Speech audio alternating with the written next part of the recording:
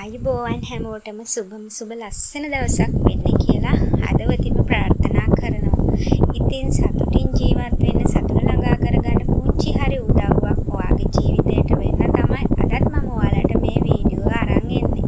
ඉතින් මම වගේම ඔයාලා සතුටින් ඉන්න ඕන කියන ප්‍රාර්ථනය තමයි මම හැමදාම උදේට මැනිෆෙස්ට් කරන්නේ. ඉතින් මේ සතුට වැඩිපුරම තියෙන තැන සහ සතුට රඳව ගන්න ඕන තැන තමයි අපේ සුන්දර නිවහන. අපිට ධනය සතුට සෞභාග්‍ය අපි ගලා එන්නේ නැති ධනය විනාශ කරන ගොඩාක් වැරදි අපි නොදැනුවත්වම අපේ අතින් වෙනවා. ඉතින් ඒක නිසා ඒ දේවල් නිවැරදි කරගන්න පුළුවන් වෙයි ඔයාලට මේ වීඩියෝව නරඹුවට පස්සේ.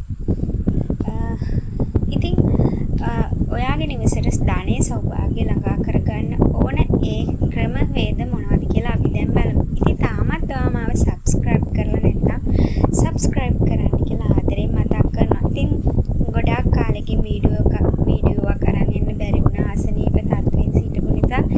ඒත් මගේ යාළුවෝ මාව අමතක කරේ නෑ.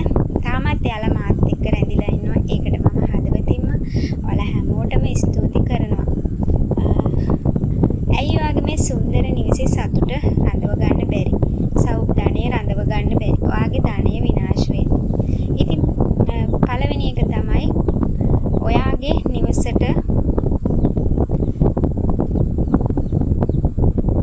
පැමිණෙන මාර්ගය අවහිර වෙලා නම් ඒක අපිරිසිදු නම් අනිවාර්යෙන් ඒක පිරිසිදු කරලා ඒ අවහිරතාව මග හරව ගන්න. එහෙම වුණොත් ඔයාට පුළුවන් ඔයාගේ නිවසේට ඒ ගලා එන ධනය වැඩි කරගන්න ඒ අසුබ ශක්තියින් මඟ හැරලා සුබඵල ගෙන එන්න පුළුවන්.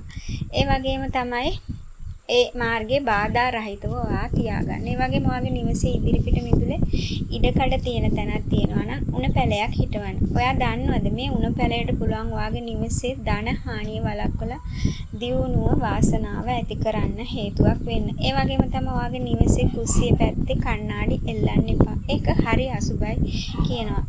ඒකත් ඔයාගේ ධන හානියට හේතුවක් වෙන ප්‍රධානම කාරණයක්. ඔයාට පුළුවන් ඔයාගේ නිවසේ පිත්තල පහනක් තියාගන්න. ඒකෙන් ඔයාට පුළුවන් ඔයාගේ නිවසට සෞභාග්‍ය සහ වාසනාව ළඟා කරගන්න. තව ඔයාගේ නිවසේ දොරවල් අරින වහන විට ඒවායින් ශබ්දයක් පිට වෙනවා නම් හරි ඒවා තද වෙලා හිර වෙලා නම් හරි ඔයාගේ ජීවිතයේ ඉදිරි ගමනට ඒ බාධාවක් වෙනවා. ඒක නිසා ඒ ගැන විශේෂයෙන් සැලකිලිමත් වෙලා ඒවා නිවැරදිව සාදා ගන්න. තව කාරණයක් තමයි ඔයාගේ නිවසේ ප්‍රධාන දොරට මුහුණලා දියඇලි පොකුණු සෑදීම නොකළ යුතුයි.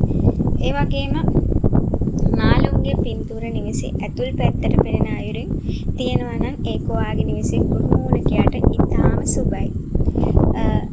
තව ඔයාට පුළුවන් නම් ඔයා නිදා ගන්නකොට හිස ජනේලයක් හරි දොරක් හරි පැත්තට යොමු වෙන විදිහට නිදාගන්නේ නැතුව පිටියට පමණක් යොමු වෙන විදිහට නිදාගන්න. ඒකෙන් ඔයාට සුබඵල ගෙන එනවා. ඒ වගේම තමයි ඔයාගේ නිවසේ ප්‍රධාන දොරේ ඉදිරියේ විශාල ගසක් තියෙනවා නම් ඒක වහාම ඉවත් කරන්න.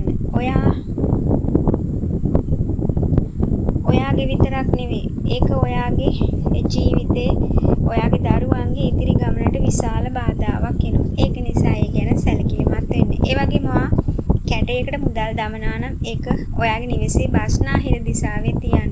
ඒක ගොඩාක් සුබයි. ඔයා නොදැනුවත්ම කැටය වේගයෙන් මුදල් ඉතිරි කරගන්න මේක හේතුවක් වෙනවා. ඉතින් ඔයා නොසිතන මේ පුංචි ක්‍රම හරහා ඔයාගේ ජීවිතය ලොකු වෙනසක් කරගන්න පුළුවන්. ඔයාගේ ජීවිතේ ධනය සතුට සෞභාග්‍ය ළඟා කරගන්න පුළුවන්. ධන හානි වළක්ව ගන්න පුළුවන්. ඒ වගේම ඔයාගේ නිවසේ ප්‍රධාන බාල්කයට යටින් කෑම මේසය තියන්න එපා. එහෙම වුණොත් ඔයාගේ ජීවිතේ විශාල අවුල් ජාලාවක් වෙනවා. ඔයාගේ නිවසේ මාළු ටැංකියක් තියෙනවා. එහෙමනම් ඒක උතුරු දිශාවේ තියන්න. ඒක ඔයාගේ නිවසේ වාසනාව වගේම ධන වාසනාව උදා කරගන්න හේතුවක් වෙනවා. ඒ වගේම ඔයාගේ නිවසේ කෑම මේසේ පින්තූරයක් එල්ලන්න හිතාගෙන ඉන්නවා නම් දොඩම් ගෙඩි සහිත දොඩම් ගසක අලංකාර පින්තූරයක් එල්ලන්න. එයින් ඔයාට ඔයාගේ නිවසට සෞභාග්‍ය වගේම සුබඵල වාසනාව ගෙන එනවා. ඉතින් මම හිතනවා ඔයාට මේ දේවල් වැටහෙන්නේ නැති අපි කරන වැරදි. තව ඉදිරියට මම මේ වගේ නොකළ යුතු දේවල් සහ කළ යුතු දේවල් ගැන ගොඩාක් ක්‍රම ඔයාට අරගෙන එන වීඩියෝවක් කරනවා. ඉතින් අද නම් පුංචි වීඩියෝවක් කරේ. ඉතින් ඔයාලා සියලු දෙනාම සතුටින් පරිස්සමින් ඉන්න කියලා කියනවා. ඒ වගේම ඊළඟ වීඩියෝ එකකින් හමු වෙනකම් සතුටින් පරිස්සමින් ඉන්න. ස්තුතියි හැමෝටම.